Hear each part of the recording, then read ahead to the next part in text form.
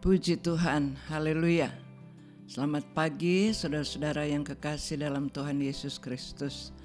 Pagi hari ini kita lagi akan mendengarkan renungan. Betapa baiknya Tuhan karena setiap pagi kita bisa mendengarkan renungan-renungan yang memberikan kita kekuatan, penghiburan, pengharapan di dalam Tuhan. Puji Tuhan. Tetapi sebelum kita dengarkan renungan pagi hari ini, kita mau berdoa dulu. Mari sama-sama kita berdoa. Bapa kami yang ada di dalam sorga, pagi hari ini kami datang ke hadapan hadirat-Mu dengan hati penuh ucapan syukur karena kami lagi ada di hari yang baru, menikmati kasih setia-Mu. Engkau memelihara, melindungi kami sepanjang malam. Kami sangat bersyukur. Pagi hari ini kami boleh ada, bangun, dan menikmati tubuh yang sehat yang Kau anugerahkan bagi kami. Dan pagi hari ini sebelum kami memulai aktivitas kami akan mendengarkan renungan firman Allah.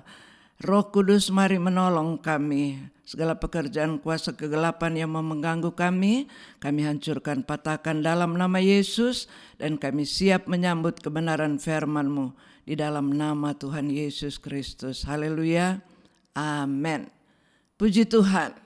Hari-hari ini kita mendengarkan renungan-renungan tentang buah roh, ya.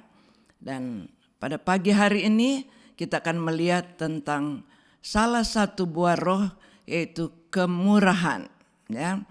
Kemurahan, atau saya tidak bicara tentang kemurahan Tuhan, tetapi mau berbicara buah roh, kemurahan hati dari anak-anak Tuhan. Nah, kemurahan hati,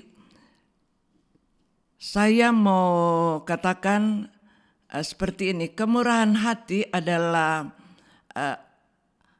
anak-anak Tuhan yang suka memberi dan tidak suka menyimpan, ya.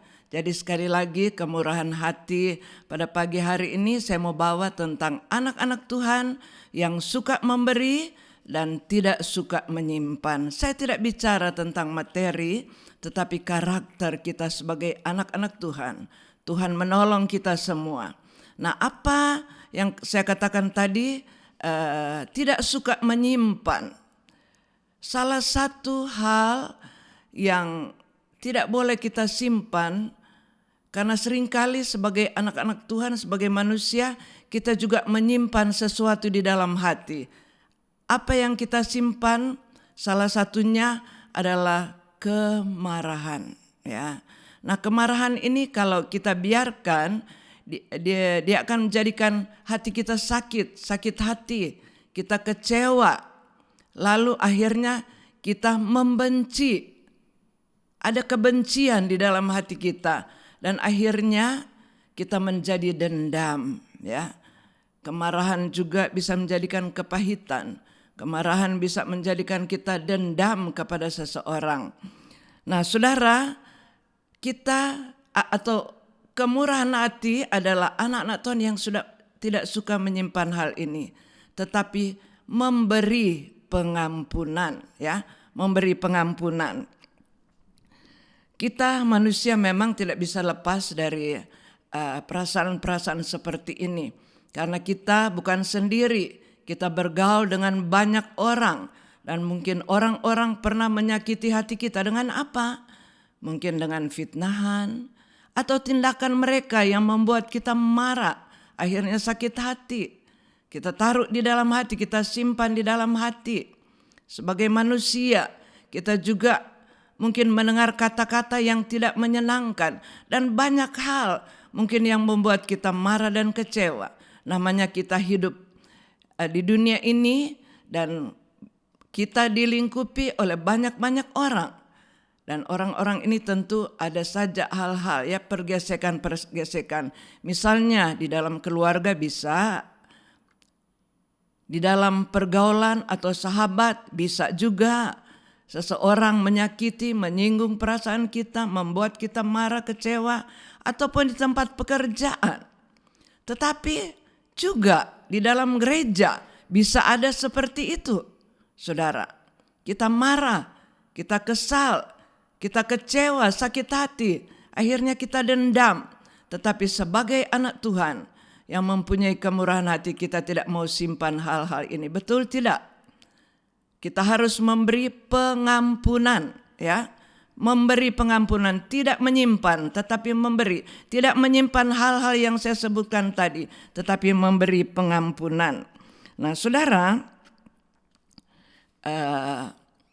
teladan ini telah diberikan oleh Tuhan Yesus. Kalau kita melihat Tuhan Yesus waktu disalib, tentu dia mengalami penderitaan-penderitaan yang luar biasa.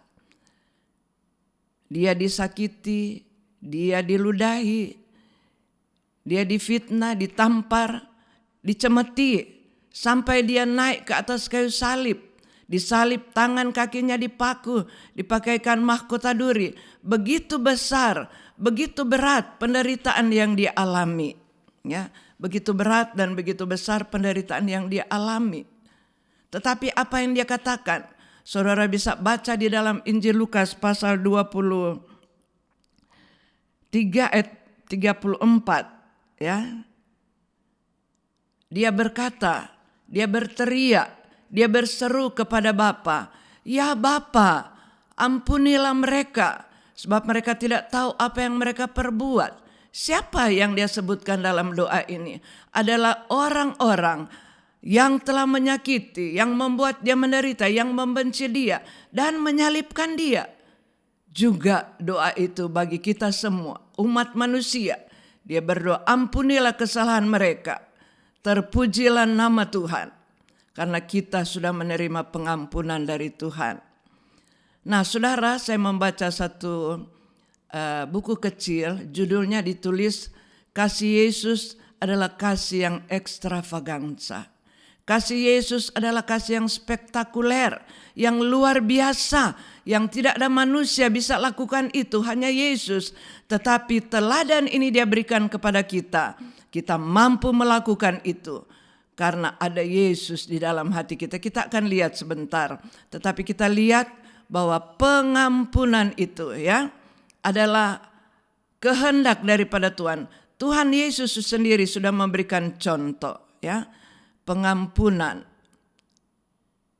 bagi orang yang melukai, yang membuat mungkin kita menderita, yang mungkin membuat kita sakit hati, kita memberikan pengampunan. Saya ingin membaca satu ayat di dalam Injil Matius pasal 6 ayat 12, 14 dan 15.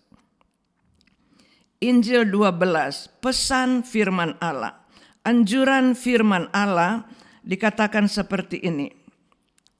Dan ampunilah kami akan kesalahan kami, seperti kami juga mengampuni orang yang bersalah kepada kami. Ini pengakuan. Kami mengampuni orang yang bersalah kepada kami, Tuhan ampunilah kami juga. Kalau saya boleh balikkan ayat-ayat ini.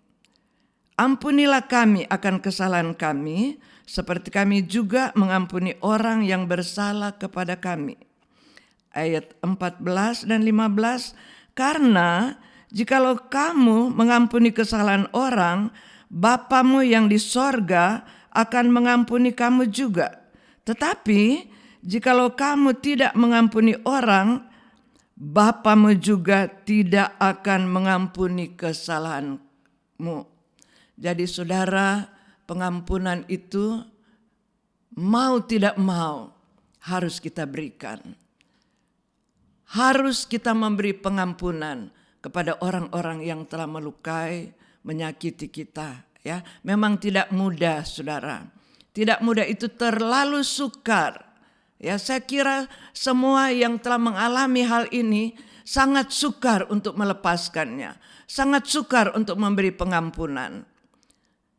Saudara, jadi kita lihat bahwa jikalau kita tidak mengampuni, Bapa juga tidak akan mengampuni kita.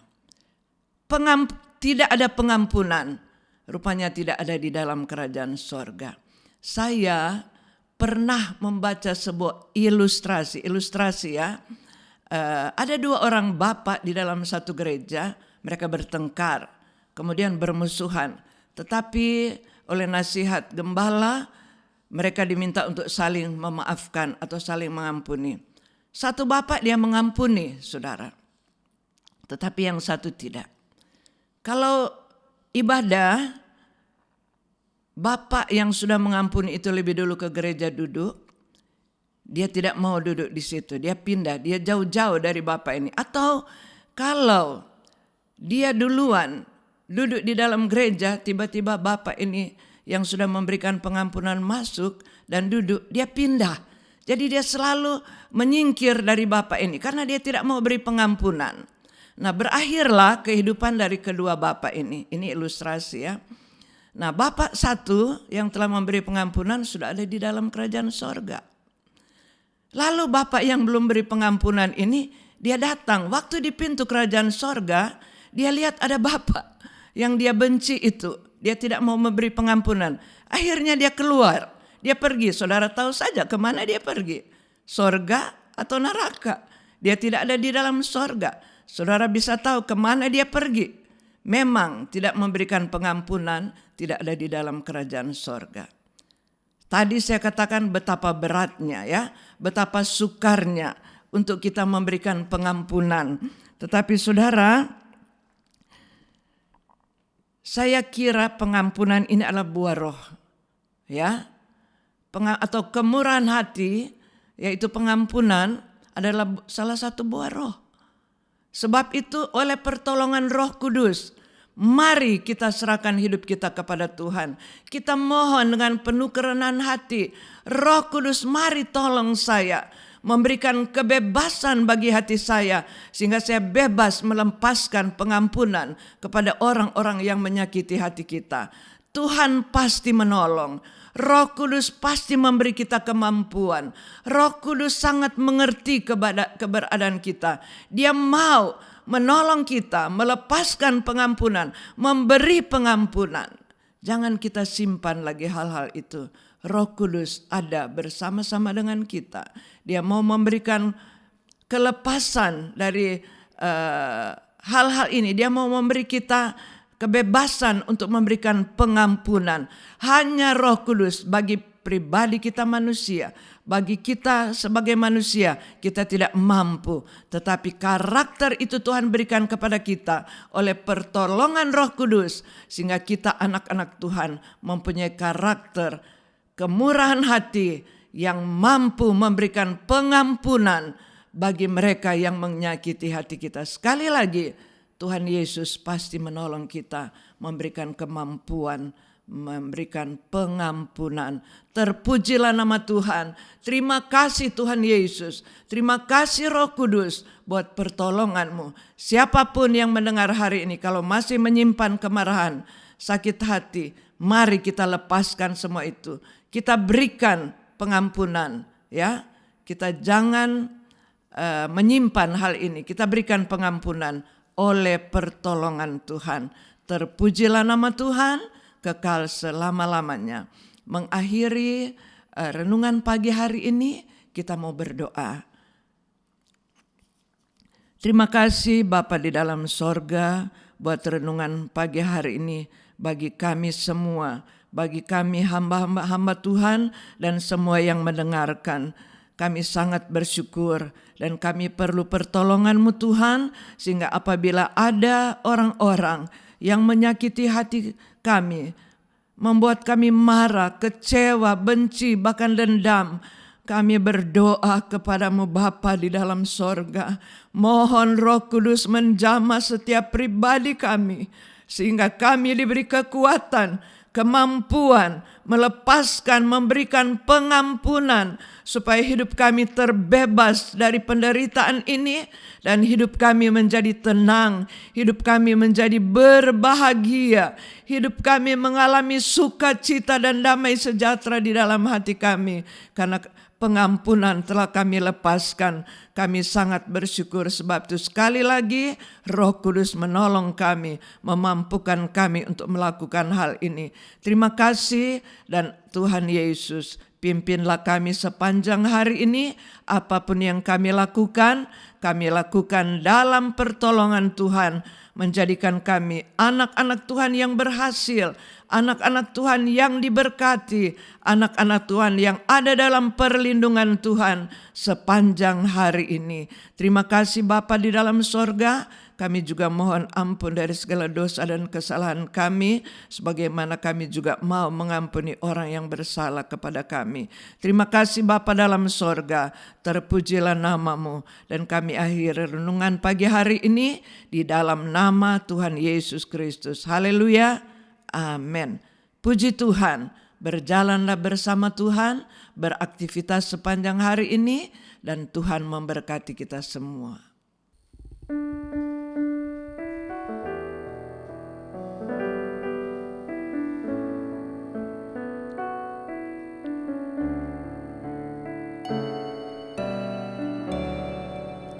Betapa hatiku berterima kasih Yesus, Kau mengasihiku, Kau memilikiku. Hanya ini Tuhan persembahanku, segenap hidupku, jiwa dan ragaku. Sebab tak ku miliki harta kekayaan yang cukup berarti untuk ku persembahkan. Hanya ini Tuhan permohonanku, terimalah Tuhan persembahanku. Pakailah hidupku sebagai alat-Mu seumur hidupku. Betapa hatiku berterima kasih Yesus, Kau mengasihiku, Kau memilikiku. Hanya ini Tuhan persembahanku, segenap hidupku, jiwa dan ragaku. Sebab tak ku miliki harta kekayaan yang cukup berarti untuk ku persembahkan. Hanya ini Tuhan permohonanku, terimalah Tuhan persembahanku. Pakailah hidupku sebagai alat-Mu seumur hidupku.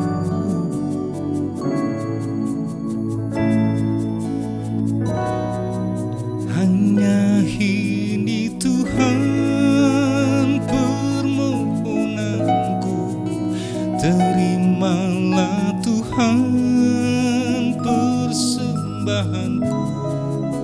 Pakailah hidupku sebagai